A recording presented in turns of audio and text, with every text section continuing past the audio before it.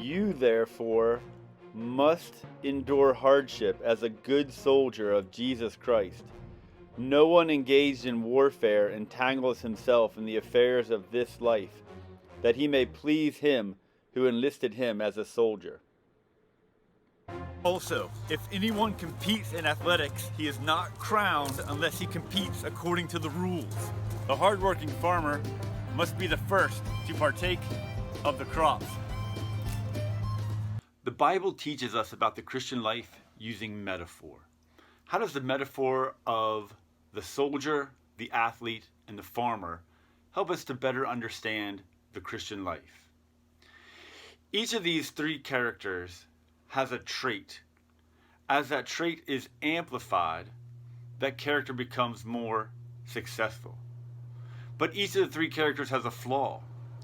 As the flaw begins to grow, the character is ineffective. Let's start with the soldier. The character trait of the soldier is devotion to the commander. The flaw, distraction. Soldiers are devoted to their commanding officer. They must do whatever the commanding officer asks, and they must do it immediately. If the commanding officer gives a direct order, there can be no hesitation. Now, there is great risk to their lives, but they have to continue on. They endure great hardship. Why? Because whatever the commanding officer says, they must execute that order immediately. A distracted soldier is worthless.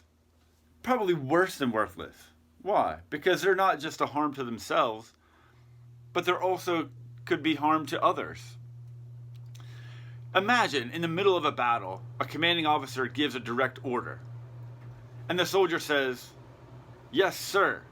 I will obey that order, sir, once I finish this chapter in my book, once I finish this TV show, once I wrap up whatever I'm doing."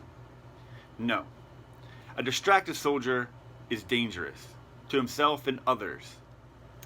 The key characteristic of the soldier is devotion to the commander, trusting that he knows what's best. Whenever he issues a direct order, it must be obeyed, and it must be obeyed immediately. Why? Because so much is at stake. But what if the distracted soldier is distracted by something good?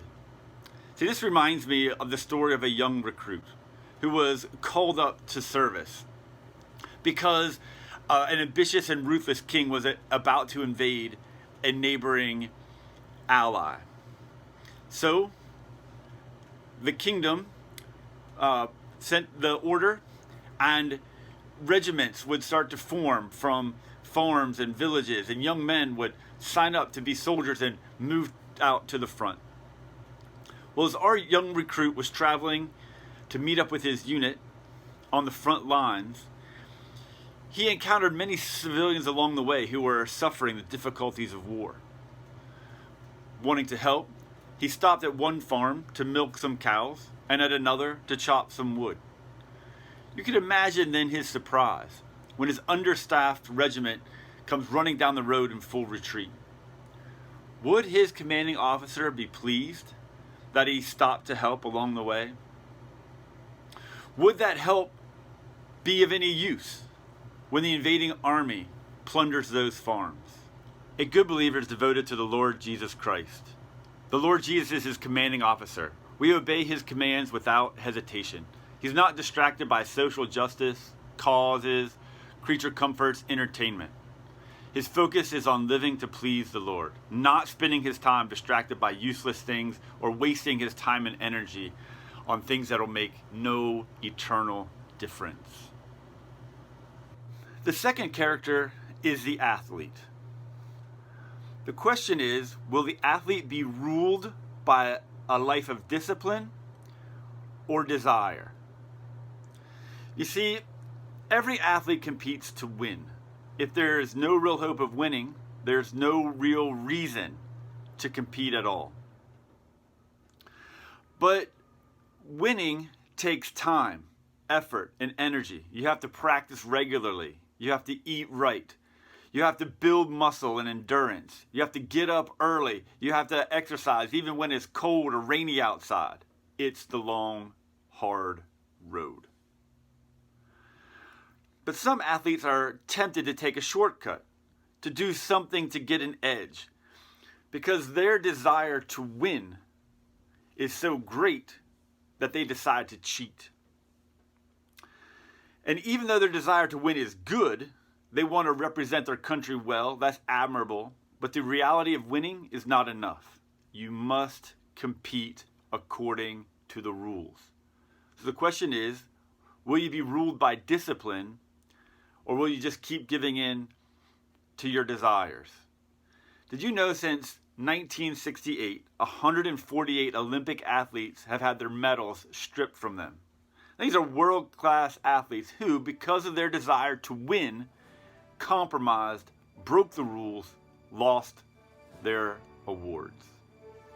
The Christian is constantly confronted with sinful and worldly desires. They want to look like a mature Christian while living in sin. A mature believer chooses to be ruled by discipline instead of giving in to those desires.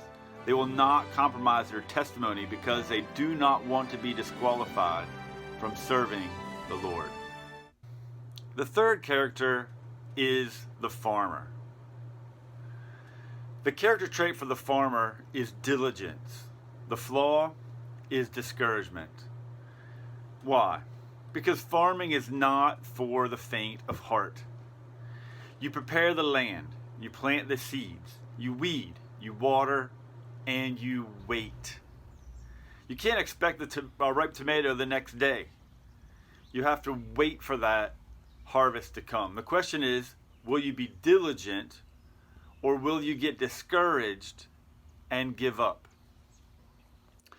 You see, you can do a lot as a farmer, but you can't make the plants grow faster. You can fertilize, you can weed and water, but there's no breaks, there's no shortcuts, there's no holidays, there's no vacations.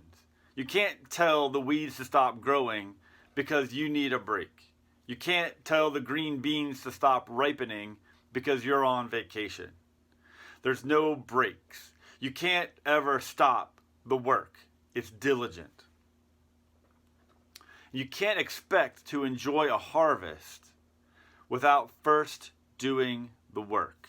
Now, there's nothing like enjoying the harvest of a garden, the fresh fruits and vegetables, but that work takes time, and that harvest does not happen immediately. Now, this year, there was a late frost, and I lost some of the plants that I planted. Some tomatoes, some peppers. The question is, will I give up? Will I get so discouraged by that setback that I just stop? Or will I be diligent and put the work in hopes of a harvest in the future? I put the work in hopes of a harvest in the future. For the mature Christian, for the good believer, they are diligent in their time they spend with the Lord each day, prayer and service. You might be part of a vacation Bible school for 20 years, and you might not see any results. Do you give up from that discouragement, or are you diligent to continue doing that work for the Lord? In this lesson, we learn that devotion, discipline, and diligence are key characteristics to develop in the Christian life. A mature believer is devoted to spiritual things, not distracted by worthless things. A mature believer is disciplined in their lifestyle and testimony, not living in sin.